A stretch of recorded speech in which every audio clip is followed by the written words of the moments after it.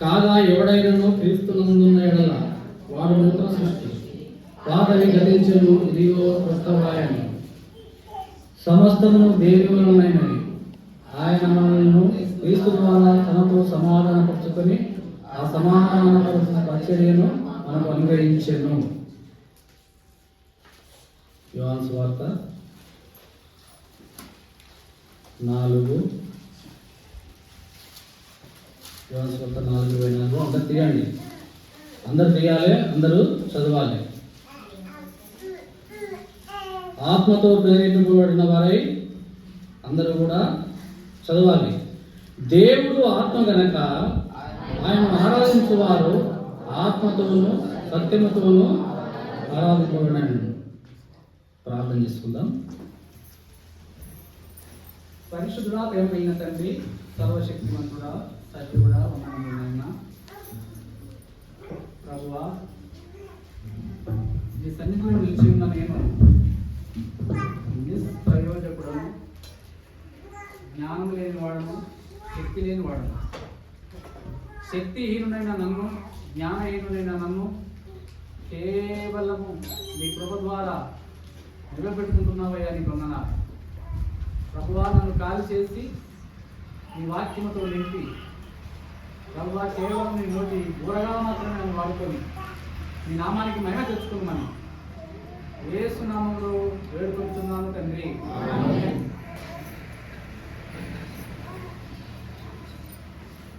మీరు ఒక చెప్పు జరగండి.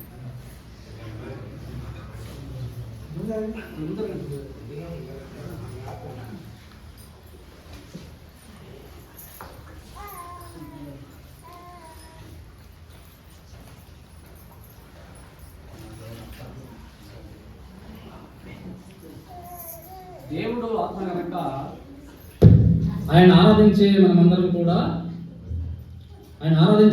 కూడా ఆత్మ స్వరూపంలోనికి వెళ్ళిపోవాలి. మన స్వరూపమే మార్చబడాలి, ఆత్మలో లీనమైపోవాలి, ఆత్మదేవునితో అంటుకట్టబడాలి, ఆత్మతో సత్యముతో దేవుని ఆరాధించే భద్రమై ఉంటున్నాం. కాబట్టి ప్రియమైన దేవుని బిడ్డలారా, దేవుడు ఆత్మ గనక ఆయన ఆరాధించే మనమందరం కూడా ఆత్మతోనూ సత్యముతోనూ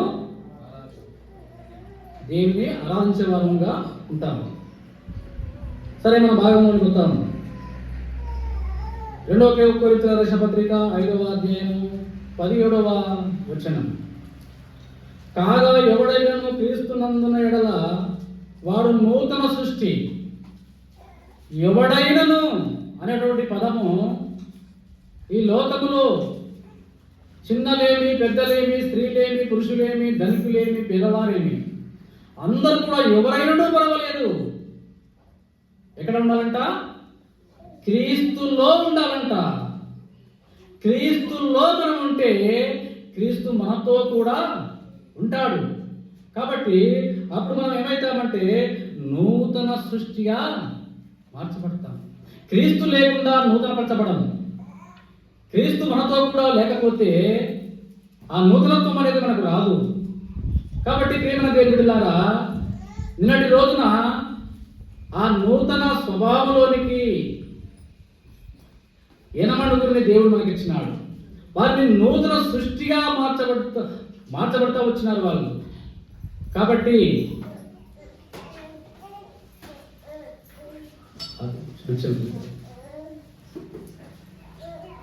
ప్రియమైన దేవుని బిడ్డలారా, నూతన సృష్టి. మరి ఇంతకుముందు ఎలా ఉంటివి? మనము లోకానుసారంగా ఉంటివి. లోకానుసారమైనటువంటి సూపులు, లోకానుసారమైనటువంటి తలంపులు, లోకానుసారమైనటువంటి మాటలు, లోకానుసారమైనటువంటి క్రియలు, ఇవన్నీ చేస్తూ ఉన్నటువంటి మనల్ని దేవుడు తన వైపు తిప్పుకొని నూతన పరుస్తాడు. ఇప్పుడు ఏమి నూతన పరచబడింది? ఎవడైనా క్రీస్తునందు ఉన్నాడు వాడు నూతన సృష్టి. పాతవి గతించను, ఇదిగో ఏమి కొత్తమైనట? సమస్తము కొత్తమైనవి. దేవుని ఆరాధించే మనకు సమస్తము కొత్తమైనయా? సమస్తం అంటే ఏమిటి? పైకి కనబడటానికి నటన చేస్తుండవచ్చు, అంత బాగానే ఉన్నామని చెప్పుకోవచ్చు. నీ తలంపు మారిందా? నీ చూపులు మారినాయా? నీ హృదయ అంతరంగం మారిందా? లోపల ఒకటి, బయట ఒకటి. ఈ నటనా జీవితం క్రైస్తవంలో ఉండకూడదని దేవుడు నూతన పరుస్తో సమస్తము అనుభవం అరికాలు మొదలుకొని తల వరకు. ప్రియమైన దేవుని బిడ్డలారా, సమస్తము అంటే అరికాలు మొదలుకొని తల వరకు నూతన పరుస్తా వస్తున్నాడు మన దేవుడు. యెషయా గ్రంథము 1:6 రాయబడినటువంటి మాట చదవండి.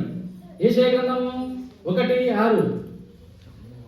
అరికాలు మొదలుకొని తల వరకు స్వస్థత కొంచెమేనూ లేదు. ఎక్కడ చూసినను గాయములు, పచ్చిపుండ్లు, అవి పిండబడలేదు, కట్టబడలేదు, తైలంతో మెత్తన చేయబడలేదు. ఎప్పటిదాకా? క్రీస్తుతో అంటు కట్టేంత వరకు మనం అలాంటి స్వభావంలో ఉంటిమి, లోకానుసారంగా ఉంటిమి. పాపము పరిపక్వత చెందుతా ఉంది మనలో. అది మనం ఎరగము, అది మనకు తెలియదు.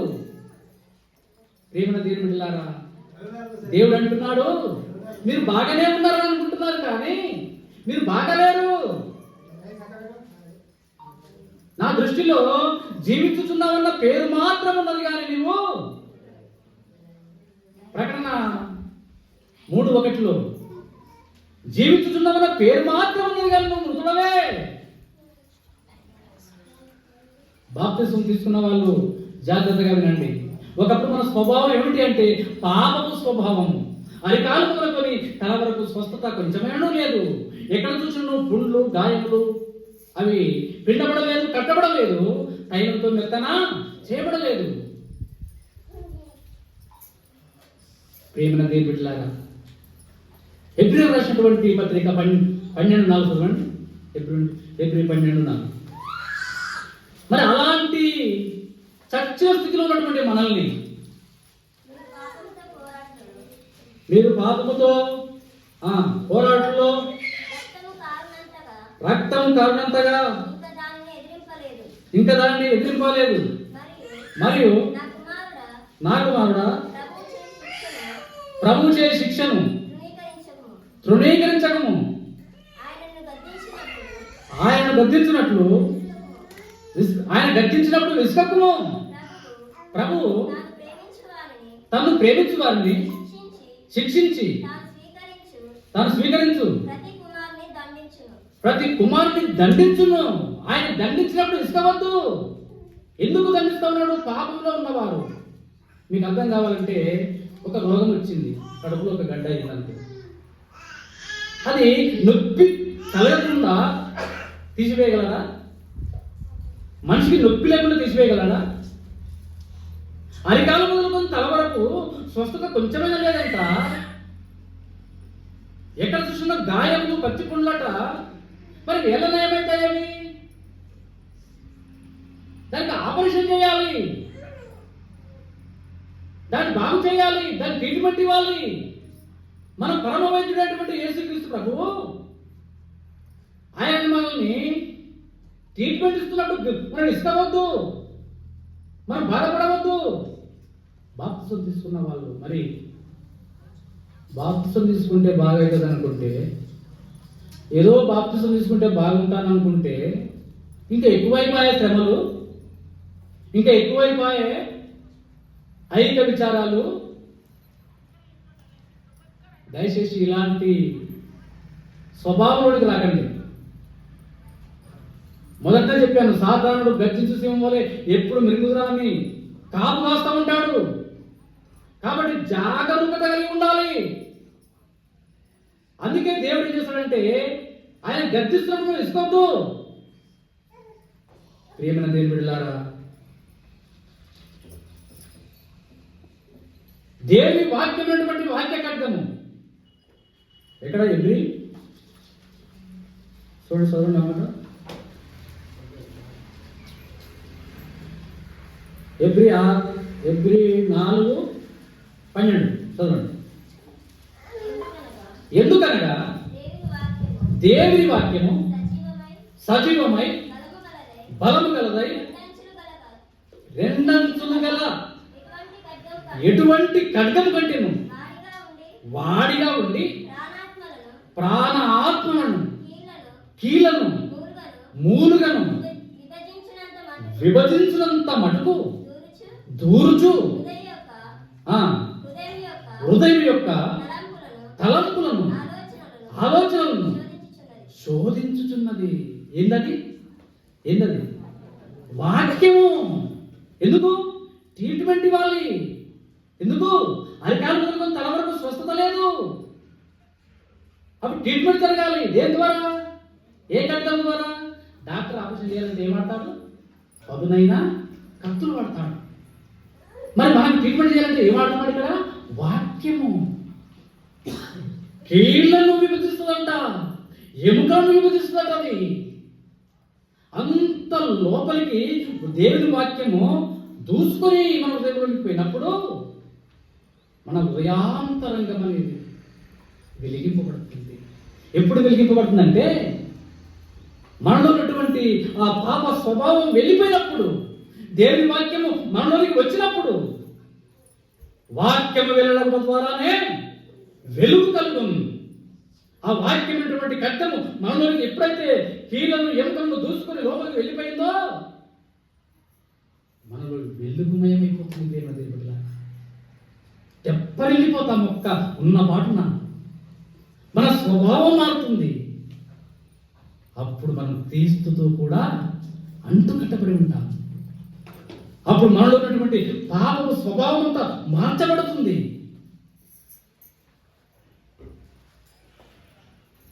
పాతవి గతించను, ఇదిగో సమస్తం కొత్తవాయను.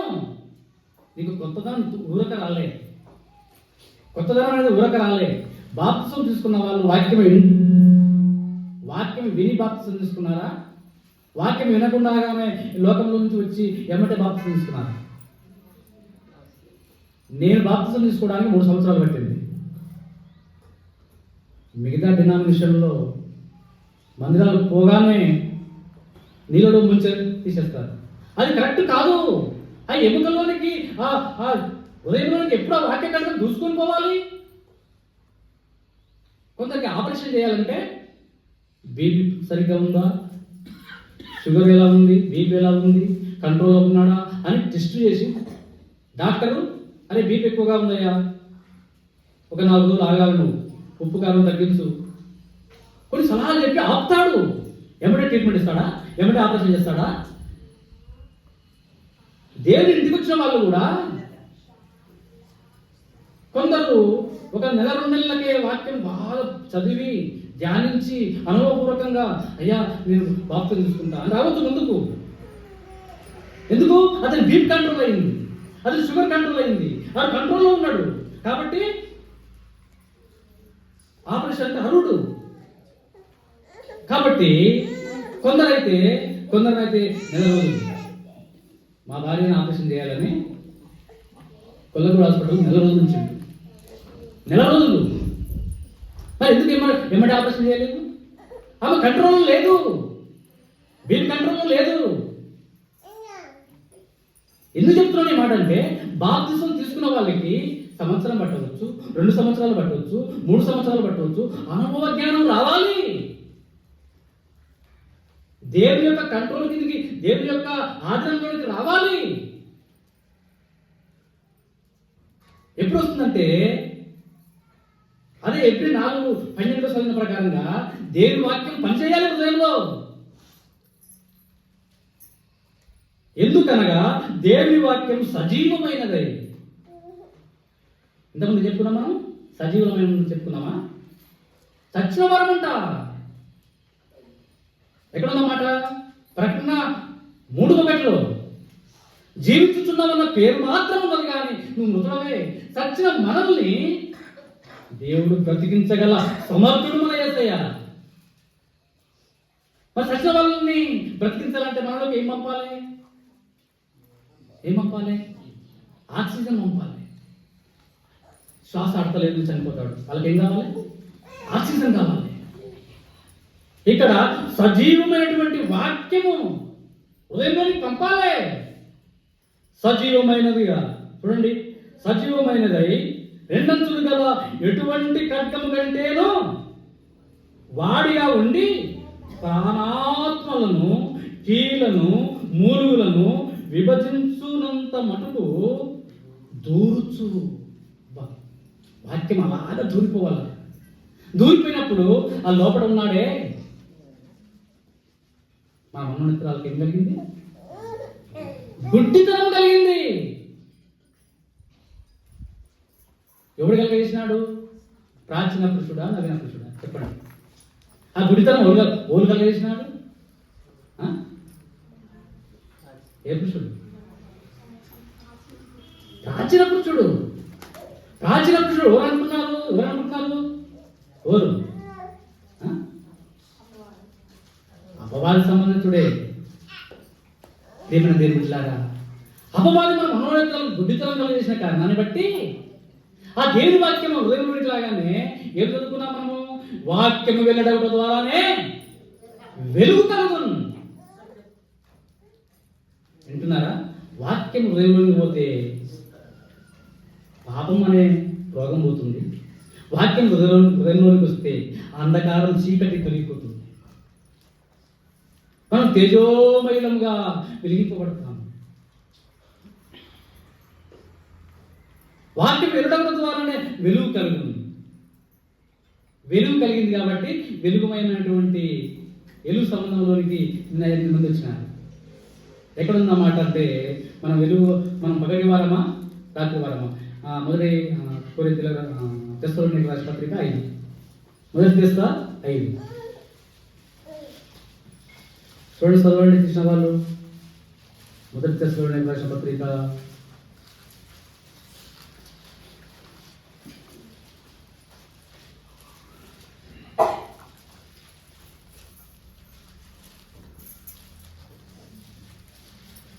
5 లేదా మొదటి పత్రిక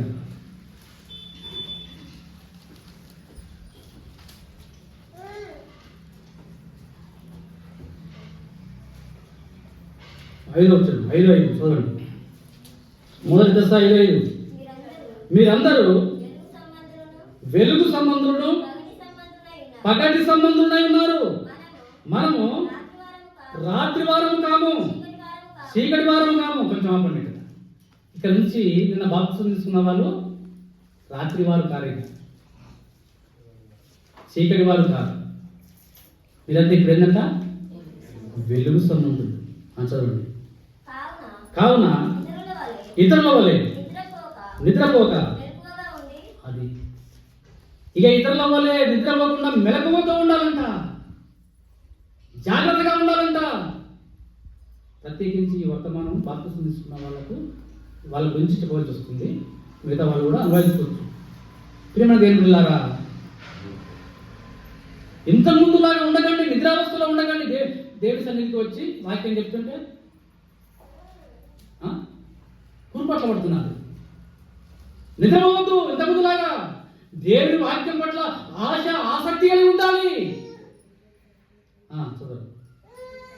ఇతర మత్తులము కాక ఉందము, నిద్రపోవారు రాత్రి వేళ నిద్రపోదురు, మత్తుగా ఉండువారు రాత్రి వేళ మత్తుగా ఉందరు. ప్రియమైన దేవుని బిడ్డలారా, ఇప్పుడు వెలుగు సంబంధులు వాళ్ళ పాపపు స్వభావంలోనికి వెళ్ళిపోవద్దు, నిద్రావస్థలోనికి వెళ్ళిపోవద్దు, చీకటిలోనికి వెళ్ళిపోవద్దు. చీకటిలో ఏముంటుంది? పాపం ఉంటుంది. కాబట్టి మళ్ళీ ఆ పాప స్వభావంలోనికి వెళ్ళిపోవద్దని దేవుని వాక్యము మనతో మాట్లాడుతూ ఉన్నది. ప్రియమైన దేవుని బిడ్డలారా, మరి ఎవడెవడు క్రీస్తునందు ఉన్నాడో వాడు నూతన సృష్టి అంటే మనం ఒక ఎగ్జాంపుల్, ఒక భక్తుని మనం చూసుకుందాం. లూకా సువార్త 15. లూకా సువార్త 15.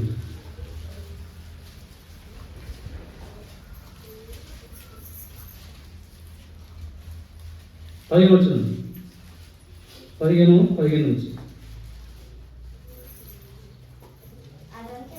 అదంతయు ఖర్చు చేసిన తర్వాత ఆ దేశమందు గొప్ప కరువు రాగా వారు ఇబ్బందులు పడసాగి వెళ్ళి ఆ దేశస్తులలో ఒకరిని చెంత చేయాలి. అతడు పందులను మేపుటకు తన పొలంలోనికి వారిని పంపెను. ఆపండి. ఏమన్నా దేవులారా, కరువులు వస్తాయి.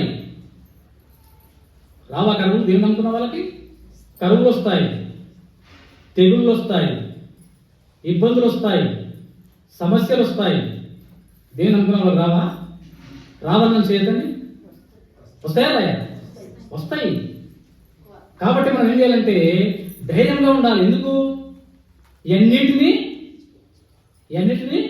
తీసివేసేటువంటి దేవుడు మనకున్నాడు కాబట్టి. ఇక్కడ కరువు వచ్చింది, ఇబ్బంది పడసాగినాడు. కరువు వచ్చింది, ఇబ్బంది పడసాగి తిండికి ఇబ్బంది పడ్డాడు. తినడానికి తిండి లేదు. ఎక్కడ తిరిగాడు అంటే ఆ కరువు వచ్చినప్పుడు ఎక్కడికి పోవాలి? తను ఎక్కడికి పోవాలి? తండ్రి దగ్గరికి పోవాలి. పోయిండా? పోలే. ఎక్కడ పోయిండు? పందుల దగ్గరికి పోయిండు. ఈ మాట మనకి ఏమి చూపిస్తుందంటే, ఇబ్బందులు వచ్చినప్పుడు, సమస్యలు వచ్చినప్పుడు, ఏ దేవుడమ్మ దేవుడు నాకు ఇబ్బందులు వచ్చినాయి అని చెప్పి లోకంలో కలవకూడదు, లోకంలో కలిసిపోవద్దు, సగవద్దు, గుంగవద్దు. సంశయం లేకుండా, సందిగ్ధం లేకుండా దేవుని దగ్గరికి వెళ్ళిపోవాలి. దేవుని దగ్గరికి వెళ్ళిపోవాలి. నయోమి అదే చేసింది. ఏం సాధించింది? నయోమి కరువు రాగానే బెత్లెహేము వదిలిపెట్టి పందులున్న చోటుకు పోయింది. పందులున్న పాపం లేదు. అనొచ్చా? మోయాబీ అసలు స్వభావమే. ఎందుకంటే ఇక్కడ పందులోనికి వెళ్ళిపోయినాడు ఇతను కరువు రాగానే పందుల దగ్గరికి వెళ్ళిపోయినాడు. ఆమె కరువు రాగానే మోయాబు దేశం వెళ్ళిపోయింది. దేవునికి విరుద్ధం అది, దేవుని బిడ్డలకు విరుద్ధం అది, అది శాపగ్రస్తమైనది. ఏం సాధించింది పాపం? నయోమి భర్తను పోగొట్టుకుంది, ఇద్దరు కుమారులను పోగొట్టుకుంది. ప్రియమైన దేవుని బిడ్డలారా, ఇబ్బందులు వచ్చినప్పుడు ఈ మాట మన హృదయానికి ఆపాదించుకుంటే, సమస్యలు వచ్చినప్పుడు, ఇబ్బందులు వచ్చినప్పుడు దేవునికి దూరం కాకండి. ఏ దేవునికి దూరం కావద్దు. ఏ దేవునికి దూరమై సాధించింది ఏముండదు, ఇబ్బందులు తప్ప. ఇక్కడ కరువు రాగానే పందుల దగ్గరికి పోయినాడు. పందులు తిను పొట్టును ఆశించినాడు. పందులు తిని పొట్టును ఆశించినాడు, కానీ ఆ పొట్టు కూడా కడుపు నిండలేదు. ప్రేమన దేవుని బిడ్డలారా, దెబ్బ తగిలినప్పుడు దేవుడా అంటారంట. అప్పుడు ఆలుకొచ్చిండు తండ్రి, అప్పుడే ఆలుకొచ్చిండు. ఏ తండ్రి ఇంటినైతే ధిక్కరించి వెళ్ళి వచ్చినాడో ఆ తండ్రి ఇంటి జ్ఞాపకానికి వచ్చింది. చదవండి అన్నమాట. 17 అయితే బుద్ధి వచ్చినప్పుడు వాడు నా తండ్రి యొద్ద ఎంతో మంది కూలి వాళ్ళకు అన్నము సమృద్ధిగా ఉన్నది, నేనైతే ఇక్కడ ఆకలికి చచ్చిపోతున్నాను. ప్రియమైన దేవుడిగా, కరువు వచ్చినప్పుడు సరే తప్పు చేయడము మానవ నైజం, అది సహజమే. ఎంత తెలివి కలవడైనా ఒకసారి ఏం చేస్తాడు? చిక్కులో పడిపోతాడు. పడిపోవడం సహజమే, కానీ ఆ చిక్కులో నుండి, ఆ ఇబ్బందులో నుండి తేరుకోవడం అనేది గొప్పతనం. కళ్ళు వచ్చింది, కనబడదా నీకు? పందుల దగ్గరికి రావాలా? ఎప్పుడే వెళ్ళిపోవచ్చుగా తండ్రి ఇంటికి. ఇప్పుడు వచ్చిందా? బుద్ధి వచ్చినప్పుడు వచ్చిందంట.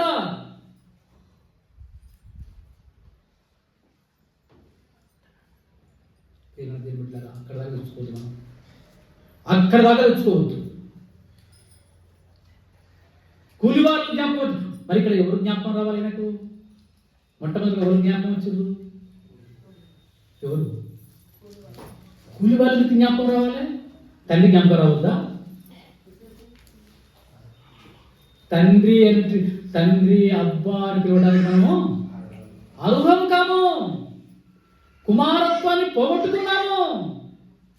తండ్రి అని పిలిచేటువంటి అర్హత నీకు లేదు. లేదు కాబట్టి ఇక్కడ ఎవరు చెప్పబోతున్నారంటే నా తండ్రి ఇంటిలో